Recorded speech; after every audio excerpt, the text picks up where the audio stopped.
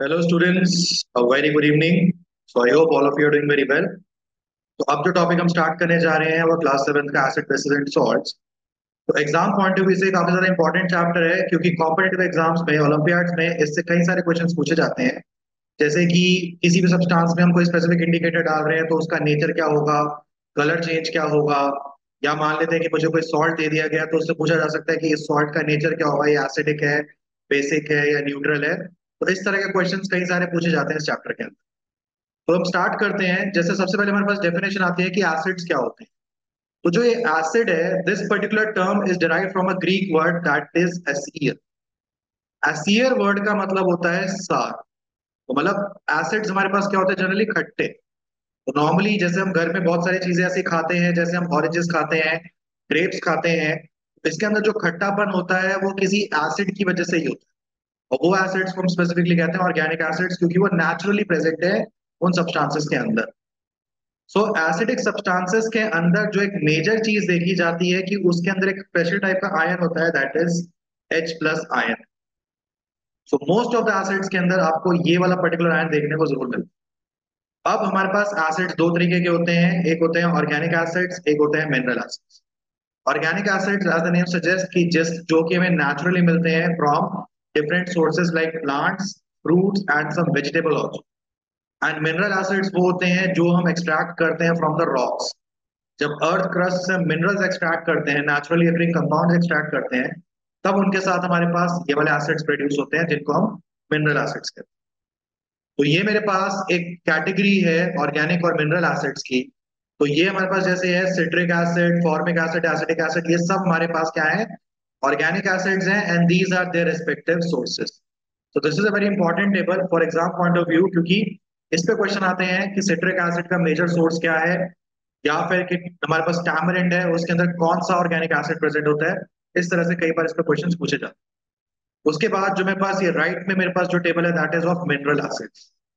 तो mineral acids as a I told you कि ये हमें मिलते हैं from the rocks and mineral जब उनको अर्थ क्रस्ट से एक्सट्रैक्ट करते हैं। तो HCl, nitric acid, sulphuric, phosphoric, boric etcetera, all these are mineral acids. Next आता है बेसिस। तो bases are what?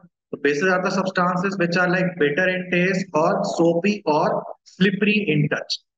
Bitter taste मतलब थोड़े से कड़वे होते हैं, जैसे हम बिटर गॉड करेला खाते हैं तो उसमें जो कड़वापन होता है that is because of some organic base.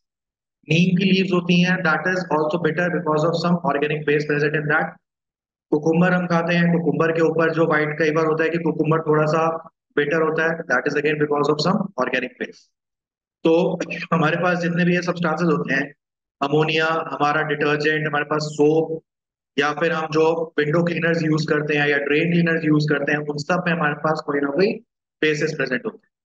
और बेसिस को ही हम एल्कलाइन या फिर एल्कली भी कहते हैं। तो alkalis are simply soluble bases. ये जो भी हमारे पास बेसिस सॉल्युबल होते हैं वाटर में और वो हमें डिसॉल्व होने के बाद OH माइनस आयन प्रोड्यूस करके दें, तो उनको हम सिंपली कहते हैं alkalis. So simply all alkalis are bases but all bases are not alkali, क्योंकि सारे बेसिस OH माइनस आयन प्रोड्यूस करके दें एक्वस सोल्यूशन में, ऐसा जरूरी नहीं है। जैसे मान लेते हैं कि मेरे पास सोडियम हाइड्रोक्साइड है एंड मेरे पास पोटेशियम हाइड्रोक्साइड है, तो ये दोनों एक्वस सोल्यूशन में OH माइनस आयन प्रोड्यूस करते हैं, तो ये एल्कली भी हैं और ये बेसिस भी हैं। बट वहीं अगर मैं बात करूं फेरिक हाइड्रोक्साइड की, that is FeOH whole thrice, मेरे पास होता है एल्यूमिनियम हाइड्रोक्साइड, ये मेरे पास सिंपली बेसिस हैं, ये एल्कली नहीं है, ये एक्वस सोल्यूशन में मुझे OH माइनस आयन प्रोड्यूस करके नहीं देते। अब आता है कि हम किसी भी सब्सटेंस को एसिड या बेस में कैसे क्लासिफाई करते हैं या कैसे डिटरमाइन कर सकते हैं कि ये सब्सटेंस एसिडिक है या बेसिक है।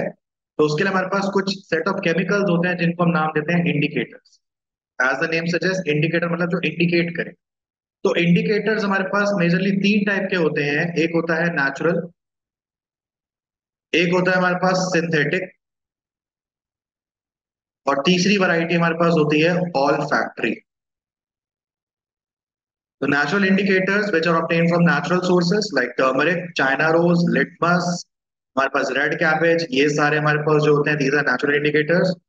सिंथेटिक में हमारे पास आ जाता है phenolphthalein, we are methyl orange, methyl red, जिनको हम लैब्स में सिंथेसाइज करते हैं। एंड ऑल फैक्ट्री बेसिकली हमारे होते हैं ओडर सेंसिंग, मतलब जिनकी ओडर में कुछ कैरेक्टरिस्टिक चेंज आता है तो उनको हम कहते हैं all factory indicators. So all factory के तीन कॉमन एग्जांपल्स हमारे पास होते हैं। एक होता है vanilla essence, we have clove oil, clove means हमारे पास एक herb है दैट इज लॉन्ग, so that is clove. And we have onion extract. Onion extract basically ये जो तीनों हैं ये कैरेक्टरिस्टिक स्मेल प्रोड्यूस करते हैं इन एसिड्स एंड बेसिस। तो ये होता है इनका जो चेंज होता है कि एसिड्स में ये अपनी स्मेल को रिटेन रखते हैं, बट बेसिस के अंदर जाते ही अपनी स्मेल को चेंज कर देते हैं। तो हम यहाँ पे डिफरेंशिएट कर पाते हैं कि कौन सा एसिड और कौन सा बेस। तो सबसे पहले हमारे पास जो इंडिकेटर आता है दैट इज लिटमस। तो लिटमस हमारे पास एक प्लांट है, एक डाई है दैट इज लाइकन, उससे हम एक्सट्रैक्ट करते हैं which is a purple colour dye. तो पर्पल कलर डाई होती है जिसको हम रेड लिटमस सॉल्यूशन और ब्लू लिटमस सॉल्यूशन में कन्वर्ट करते हैं by adding some edible acid और एडिबल बेस। तो उससे हमारे पास बनता है रेड लिटमस सॉल्यूशन और ब्लू लिटमस सॉल्यूशन। तो उसी लिटमस सॉल्यूशन के अंदर अगर हम पेपर को डिप कर दें तो वो हमारे पास बन जाता है red litmus paper and blue litmus paper, जिसको हम यूज कर सकते हैं for determination of acids and bases.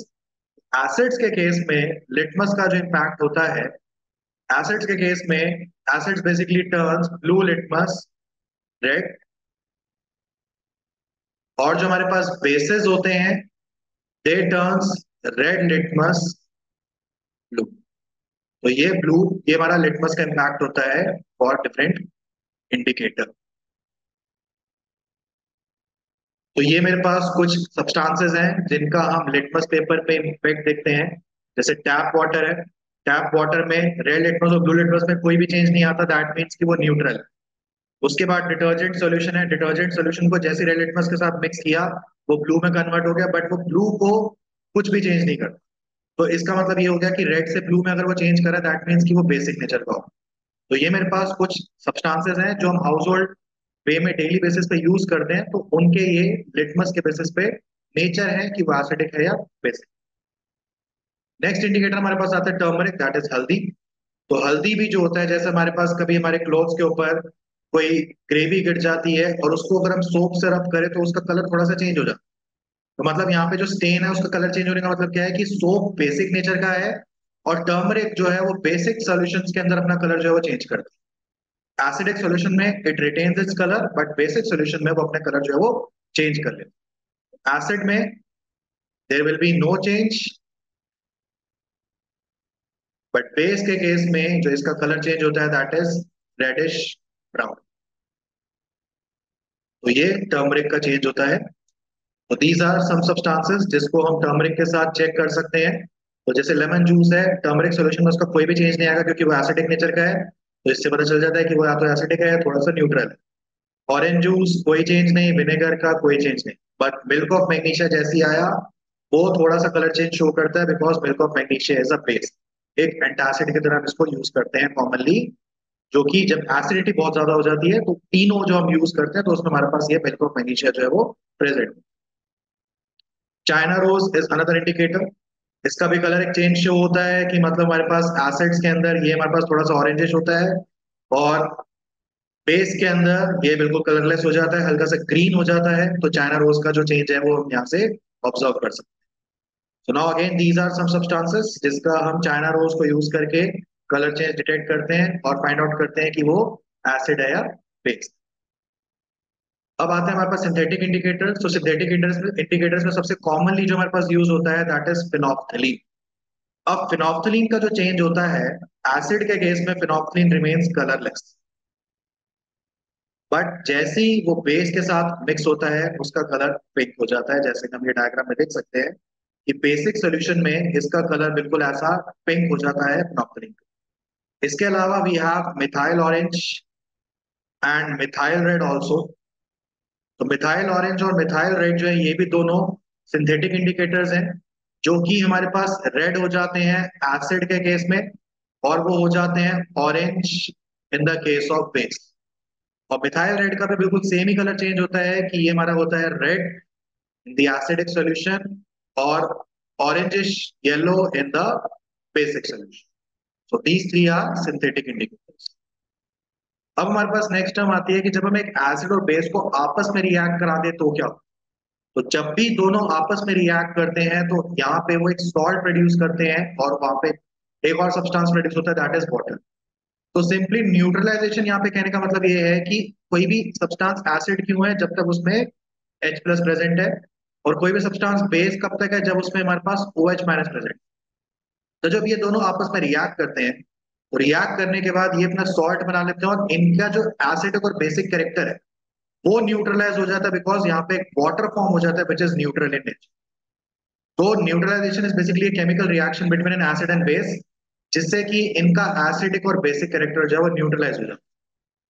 अब वो सॉल्ट के नेचर, जो सॉल्ट का नेचर है वो डिपेंड करेगा कि एसिड और बेस का नेचर हमारे पास क्या है। तो हमारे पास तीन डिफरेंट टाइप के सॉल्ट्स बन सकते हैं, neutral salts, acidic salts and basic salts.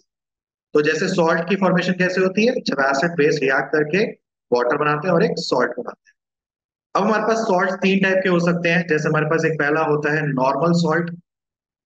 Normal salt जिसको हम न्यूट्रल सॉल्ट भी कह सकते हैं। तो नॉर्मल सॉल्ट जो बनता है वो जनरली हमारा बनता है जब एक स्ट्रॉन्ग एसिड और स्ट्रॉन्ग बेस आपस में रिएक्ट करते हैं। लाइक फॉर एग्जांपल मेरे पास HCl है, उसकी रिएक्शन अगर मैंने NaOH से कराई तो मुझे क्या मिलेगा, NaCl प्लस वाटर। तो HCl भी स्ट्रॉन्ग एसिड है, NaOH एक स्ट्रॉन्ग बेस है, इनकी रिएक्शन से जो सॉल्ट बनता है that is neutral in nature. वैसे हमारे पास कई सारे सॉल्ट्स हैं, जैसे sodium sulphate, potassium sulphate, potassium chloride, all these are neutral salts. उसके बाद सेकंड आता है हमारे पास एसिडिक सॉल्ट। एसिडिक सॉल्ट हमारा बेसिकली कैसे बनेगा, जब एक स्ट्रॉन्ग एसिड और वीक बेस आपस में रिएक्ट करें। तो यहाँ पे हम एग्जांपल ले सकते हैं, जैसे हमारे पास HCl स्ट्रॉन्ग एसिड है और एक वीक बेस मैंने ले लिया NH4OH जिसका नाम होता है अमोनियम हाइड्रोक्साइड। इनकी रिएक्शन से हमारे पास जो सॉल्ट बनता है that is NH4Cl plus water. तो यहाँ पे जो NH4Cl बना इसका नेचर होता है acidic. So this is an acidic salt. और बेसिक सॉल्ट कैसे फॉर्म हो सकता है, बेसिक सॉल्ट फॉर्म करने के लिए हमें चाहिए होता है वीक एसिड और साथ में रिएक्शन होती है एक स्ट्रॉन्ग बेस की। तो यहाँ पे हम एग्जांपल ले सकते हैं, मेरे पास कार्बोनिक एसिड है जो कोल्ड ड्रिंक्स के अंदर होता है which is a weak acid, और NaOH की मैंने इसके साथ रिएक्शन कराई तो मुझे मिलता है Na2CO3 प्लस H2O। तो यहाँ पे जो ये वाला सॉल्ट बनता है इसका नेचर हमारे पास होता है बेसिक। सो एसिडिक, बेसिक और न्यूट्रल तीन टाइप के सॉल्ट्स फॉर्म हो सकते हैं। अब बात करते हैं कि न्यूट्रलाइजेशन का हम डे टू डे लाइफ में कैसे एप्लीकेशन देख सकते हैं। कि जैसे हमारी बॉडी में सबसे पहला एप्लीकेशन आता है इंडाइजेशन। इंडाइजेशन का मतलब क्या होता है, हमारी बॉडी में जो गैस्ट्रिक एसिड होता है, gastric acid is basically HCl, जो कि बहुत ज्यादा कोरोसिव नेचर का होता है, बहुत ज्यादा स्ट्रांग होता है, कंसंट्रेटेड होता है। बट हमारे स्टमक के अंदर एक म्यूकस मेम्ब्रेन होती है जिसकी वजह से हमारे स्टमक को बहुत ज्यादा इफेक्ट नहीं, बट एक्सेस में सेक्रीशन होने से हमें बहुत ज्यादा इरिटेशन होती है, अनईजीनेस। तो उस प्रोसेस को हम कहते हैं इंडाइजेशन। तो उस इंडाइजेशन को प्रिवेंट करने के लिए हमारे पास कुछ माइल्ड बेसेस होते हैं, जैसे कि हमारे पास सबसे सिंपलेस्ट माइल्ड बेस होता है milk of magnesia, that is magnesium hydroxide. तो मैग्नीशियम हाइड्रोक्साइड का अगर हम सॉल्यूशन ले लें तो उस एसिडिटी को हम रेगुलेट कर सकते हैं, या फिर कई बार हम मिल्क को भी यूज कर सकते हैं, क्योंकि मिल्क का जो पीएच होता है, मिल्क भी काफी ज्यादा वीकली एसिडिक होता है, तो मिल्क पीने से भी हमारे पास कई बार एसिडिटी जो है वो कम हो जाती है। तो मिल्क भी ले सकते हैं, मिल्क ऑफ मैग्नीशिया भी ले सकते हैं to prevent the acidity. Second आता है एंट बाइट, कि जब भी हमें कोई एंट बाइट करती है तो वो एक एसिड सेक्रीट करती है हमारी बॉडी में, दैट इज HCOOH जिसका नाम होता है फॉर्मिक एसिड। तो फॉर्मिक एसिड बॉडी में जाने से कुछ इरिटेशन होती है, तो उसको भी हम न्यूट्रलाइज कर सकते हैं, कैसे, by using the baking soda solution. तो बेकिंग सोडा जो होता है that is sodium bicarbonate NaHCO3।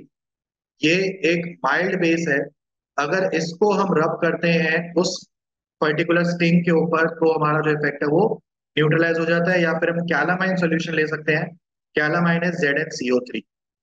ये भी हमारे पास एक माइल्ड बेस होता है, तो इसको भी यूज कर सकते हैं to prevent the effect of sting that is caused by ant. तो यहाँ पे एक बहुत कॉमन क्वेश्चन पूछा जाता है कि एंट और बी के स्टिंग से हमें मिलता है फॉर्मिक एसिड, मतलब इनका जो स्टिंग होता है that is acidic in nature. But हमारे पास एक वॉस्प होता है, वॉस्प का जो स्टिंग होता है वो बेसिक नेचर का होता है। और उस वॉस्प स्टिंग को न्यूट्रलाइज करने के लिए हम यूज करते हैं विनेगर। विनेगर जो हमारे घर पे बहुत इजीली अवेलेबल होता है, vinegar is basically solution of acetic acid which is a weak acid. तो वॉस्प स्टिंग को न्यूट्रलाइज करने के लिए हम एक वीक एसिड का सॉल्यूशन लेते हैं that is vinegar. Third application आता है सॉइल ट्रीटमेंट, कि क्रॉप्स की ग्रोथ के लिए हमारा जो सॉइल है वो बहुत ज्यादा एसिडिक भी नहीं होना चाहिए, वो बहुत ज्यादा बेसिक भी नहीं होना चाहिए। एक ऑप्टिमम लेवल पे उनकी एसिडिटी या बेसिसिटी होनी चाहिए। तो अगर हमारे पास जो सॉइल है वो बहुत ज्यादा एसिडिक नेचर की है, तो उसको हम थोड़ा सा न्यूट्रलाइज कर सकते हैं by adding quicklime which is calcium oxide, और by adding slaked lime which is calcium hydroxide. इसको डालने से जो सॉइल की एसिडिटी है वो थोड़ी सी प्रिवेंट हो जाती है। और अगर हमारे पास सॉइल बहुत ज्यादा बेसिक है, तो उसके अंदर हम थोड़ा सा ऑर्गेनिक मैटर ऐड कर सकते हैं which is slightly acidic in nature. तो वो उस बेसिक इफेक्ट को थोड़ा सा न्यूट्रलाइज करेगा, जिससे कि क्रॉप्स की ग्रोथ के लिए एक ऑप्टिमम सॉइल जो है वो मिल सकती है। थर्ड आता है फैक्ट्री वेस्ट, के हमारे पास जितनी भी इंडस्ट्रीज होती हैं उनसे जो हमारे पास वेस्ट निकल के आता है, तो उसको हमें केमिकली ट्रीट करना बहुत जरूरी है, क्योंकि उस वेस्ट के अंदर बहुत सारे सब्सटेंसेस होते हैं which are acidic in nature. तो वो हमारे जो वाटर बॉडीज हैं उसको बहुत ज्यादा पॉल्यूट कर सकते हैं, उसको एसिडिक सब्सटेंस में कन्वर्ट कर सकते हैं। तो उन वेस्ट को हम पहले रिएक्ट कराते हैं विद सम माइल्ड वेस्ट, जिससे कि वो न्यूट्रलाइज होने के बाद हम उनको रिलीज करते हैं इन वेरियस वाटर बॉडीज, जिससे कि उनका इम्पैक्ट जो है वो न्यूट्रलाइज हो जाता है। Fifth and important application is tooth decay, कि जैसे हम कुछ भी खाते हैं तो कुछ भी खाने से क्या होता है, हमारे जो माउथ का जो पीएच, मतलब कह सकते हैं कि पीएच का मतलब होता है कि जो स्ट्रेंथ बताता है कि कोई सब्सटेंस एसिडिक है या बेसिक। तो माउथ का पीएच बहुत ज्यादा कम हो जाता है, जिससे कि बैक्टीरियल ग्रोथ हमारे माउथ के अंदर बहुत ज्यादा बढ़ जाता है, जिससे कि हमारा जो टूथ इनेमल होता है which is majorly made up of hydroxyapatite, that is actually a compound of calcium phosphate.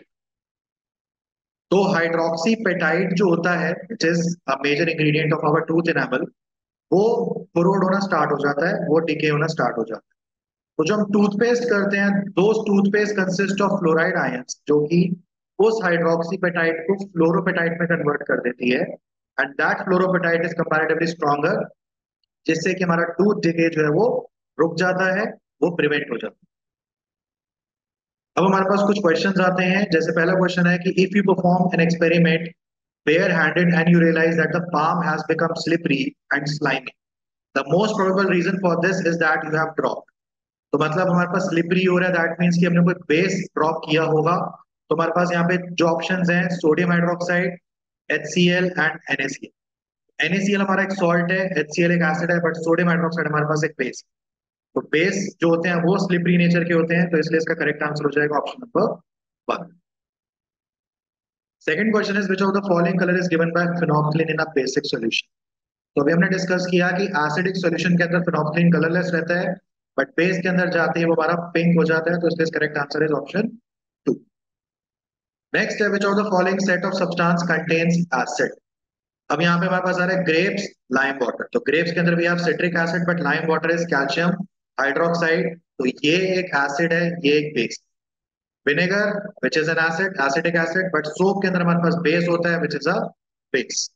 Curd, इसके अंदर हमारे पास लैक्टिक एसिड होता है, तो ये एक एसिड है, बट मिल्क ऑफ मैग्नीशिया हमारे पास बेस होता है, that is magnesium hydroxide. Curd again acidic और विनेगर भी एसिडिक, तो इसका करेक्ट आंसर हो जाएगा option 4। Next is the correct way of making a solution of acid in water is two. अब यहाँ पे हमारे पास कंडीशन होती है कि जब भी हम किसी एसिड को डाइल्यूट करते हैं वाटर डाल के, तो एक नॉर्मल प्रैक्टिस होती है कि हम हमेशा वाटर में एसिड को डालते हैं, ना कि एसिड में वाटर। ऐसा क्यों? बिकॉज दिस रिएक्शन के अंदर बहुत ज्यादा हीट जनरेट हो, तो अगर हम एसिड में वाटर डालेंगे तो इतनी ज्यादा हीट जनरेट होगी, सो acid will come out, it will splash out and can cause Burns on the skin. But अगर हम वाटर में एसिड को डालते हैं तो वो जो हीट रिलीज होती है उसको वाटर एब्जॉर्ब कर लेता है, तो इसीलिए हम एसिड को वाटर में डालते हैं, ना कि वाटर को acid. Next is observe the given figure carefully and select the correct option. अब यहाँ पे मेरे पास एक ट्यूब में सोडियम हाइड्रोक्साइड है, एक ट्यूब में मैं HCl डाल रहा हूँ। तो यहाँ पे पूछा है कि यहाँ पे क्या होगा, तो it is a neutralization reaction, बिल्कुल सही है। It will produce common salt and water, ये भी बिल्कुल करेक्ट है। PH of the solution will be 7, ये भी सही है क्योंकि वो न्यूट्रल सॉल्ट है। तो जब हमारे पास पीएच स्केल कैसा होता है, कुछ ऐसा, 0 से लेके 14 तक, और 7 हमारे पास बीच में होता है, न्यूट्रल। तो यहाँ से यहाँ तक हम जितना जाएंगे तो सब्सटेंस उतना ज्यादा एसिडिक होता जाएगा, और 7 से हम ऊपर जाते जाएंगे तो हमारा सब्सटेंस बेसिक होता जाएगा। और 7 वाला जो होता है that is completely neutral. So इसका आंसर हो जाएगा option number 4, that is all of this. Next question is which of the following are neutralization reaction. तो पहला है NaOH और H2SO4, मतलब यहाँ पे एसिड बेस रिएक्ट कर रहे हैं, तो ये बिल्कुल सही है। H2SO4 NH4OH, यहाँ पे भी एक एसिड और एक बेस रिएक्ट कर रहे हैं और सॉल्ट और वाटर बना रहे हैं, ये भी ठीक है। Third option is calcium hydroxide plus HCl, तो यहाँ पे भी बेस और एसिड की रिएक्शन हो रही है, तो ये वाला ऑप्शन भी सही है। And fourth option is NaOH plus HNO3, यहाँ पे भी एक एसिड और बेस की रिएक्शन हो रही है, तो ये भी सही है। इसीलिए इसका करेक्ट आंसर हो जाएगा option 4, that is all of these. Next question is Seema took orange juice in one glass and soap solution in another glass. Then she took strips of blue litmus and red litmus and dipped those in both the glasses one by one. What changes will she observe?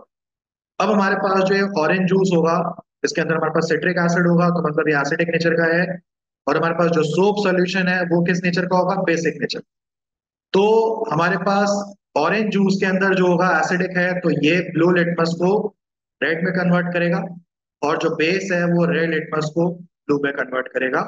उस हिसाब से हम यहाँ पे answer check कर सकते हैं कि ब्लू लिटमस रेड होता है ऑरेंज जूस के अंदर, और रेड लिटमस ब्लू हो जाएगा हमारा सोप के अंदर। So that's all about this particular chapter. Thank you and very have a nice